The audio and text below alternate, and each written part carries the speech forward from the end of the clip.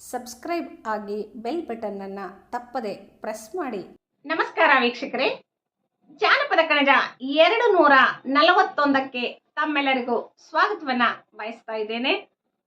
ಹಚ್ಚಡದ ಪದರಾಗ ಹಚ್ಚ ಮಲ್ಲಿಗೆ ಹೂವ, ಹಚ್ಚಡದ ಪದರಾಗ ಹಚ್ಚ ಮಲ್ಲಿಗೆ ಹೂವ, ಬಿಚ್ಚಿ ನನ್ನ ಮ್ಯಾಲ ಹೊಗೆವಂತ ರಾಯಾರ, ಬಿಚ್ಚಿ ನನ್ನ ಮ್ಯಾಲ ಹೊಗೆವಂತ ರಾಯಾರ, ಬಿಟ್ಟ್ಯಾಂಗ ಬರಲೆ ಹಡದವ್ವ, ಬಿಟ್ಟ್ಯಾಂಗ ಬರಲೆ ಹಡದವ್ವ. ಇಲ್ಲಿ ದಾಂಪತ್ಯದ ಅನುನ್ನತಿಯನ್ನ ಗರತಿ ಬಹಳ ಸ್ಪಷ್ಟವಾಗಿ ಕಟ್ಟಿಕೊಟ್ಟಿರುವಂತಹದ್ದನ್ನ ನೋಡ್ತೇವೆ.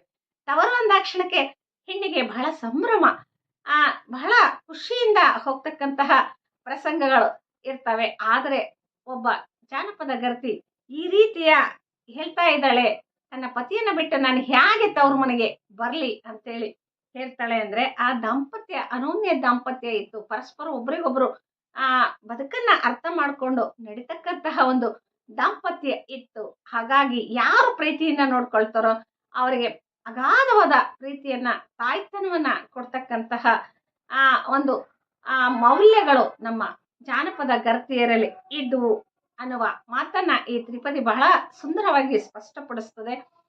ಹೆಂಡತಿ ತವರಿಗೆ ಹೋದ ನಂತರ ಗಂಡನೂ ಸಹ ಅಷ್ಟೇ ಅಪ್ಯಾಯಮಾನತೆಯಿಂದ ಅಡಗಿಯ ಮನೆಯಾಗ ಮಡದಿಯ ಸುಳಿವಿಲ್ಲ, ಅಡಗಿಯ ಮನೆಯಾಗ ಮಡದಿಯ ಸುಳಿವಿಲ್ಲ, ಅಡಗಿ ಬಾಯಿಗೆ ರುಚಿ ಇಲ್ಲ, ಅಡಗಿ ಬಾಯಿಗೆ ರುಚಿ ಇಲ್ಲ ಹಡದವ್ವ, ಮಡದಿ ತವರೂರಿಗೆ ಹೋಗ್ಯಾಳ, ಅಡಿಗೆ ಬಾಯಿಗೆ ರುಚಿ ಇಲ್ಲ ಹಡದವ್ವ, ಮಡದಿ ತವರೂರಿಗೆ ಹೋಗ್ಯಾಳ. ಹೆಂಡತಿ ತವರು ಮನೆಗೆ ಹೋಗಿದ್ದಾಳೆ ಅಂತಕ್ಕಂತಹ ಆ ನೋವಿನ ಸಂಗತಿಯನ್ನ ತಾಯಿಯ ಮುಂದೆ ಹೇಳ್ಕೊಳ್ತಾ, ಆ ಅಡಿಗೆ ನನಗೆ ಬಾಯಿಗೆ ರುಚಿ ಸಿಗ್ತಾ ಇಲ್ಲ ಅಂತೇಳಿ ಹೇಳುವ ಮಾತಲ್ಲಿ ಆ ಗಂಡಿನ ಒಂದು ಅಪ್ಯಾಯಮಾನತೆ, ಆ ಗಂಡಿನಲ್ಲಿರ್ತಕ್ಕಂತಹ ಆ ಸುಮಧುರವಾಗಿರ್ತಕ್ಕಂತಹ ದಾಂಪತ್ಯದ ಒಂದು ಆಕರ್ಷಣೆ ಏನಿತ್ತಲ್ಲ, ಅದು ಎಲ್ಲ ದಂಪತಿಗಳಲ್ಲಿಯೂ ಸಹ ಇದ್ದಾಗ ಕುಟುಂಬ ಸೌಖ್ಯ ಆಗ್ತದೆ.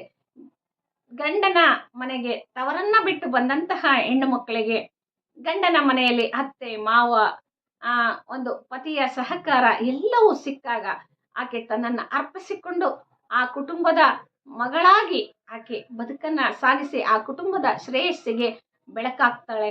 ಆ ತರದ ಒಂದು ವ್ಯವಸ್ಥೆಗಳು ಇದ್ದದ್ದನ್ನ ಸಹ ಆಕೆ ಬಹಳ ಮನತುಂಬಿ ಇಂತಹ ತ್ರಿಪದಿಗಳಲ್ಲಿ ಹೇಳಿದಳೆ ಅಂತೇಳಿ ಹೇಳಿ ಬಯಸ್ತೇನೆ. ಧನ್ಯವಾದಗಳು.